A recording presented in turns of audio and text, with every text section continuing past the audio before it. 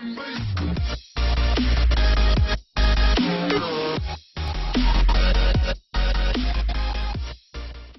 Education Secretary, Betsy DeVos, is facing a fierce backlash after she called historically black colleges and universities real pioneers when it comes to school choice.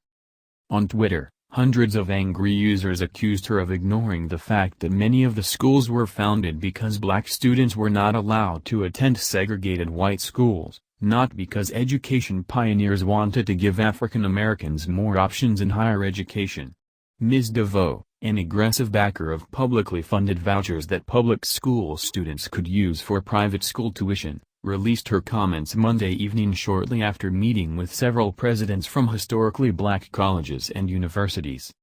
Ms. DeVos began the statement by praising the schools for making tangible, structural reforms that allow students, often underserved, to reach their full potential.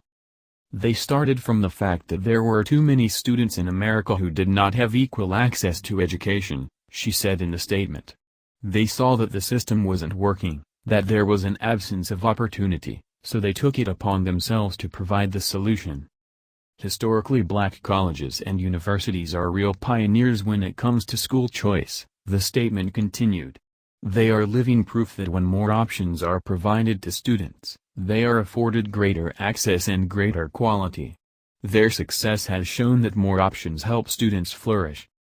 On Twitter, users quickly took issue with Ms. DeVos, who is scheduled to speak at a luncheon for the school presidents at the Library of Congress on Tuesday afternoon, accusing her of using the nation's history of segregation to advance a contemporary political agenda. Senator Claire McCaskill, Democrat of Missouri, called the statement totally nuts. Kristen Clark, president and executive director of the Lawyers Committee for Civil Rights Under Law, was biting. View image on Twitter. Ms. DeVos took heat during her confirmation hearing for what appeared to be a lack of knowledge about federal education laws, such as the Individuals with Disabilities Education Act, and the role of the Department of Education in student loans and other policies.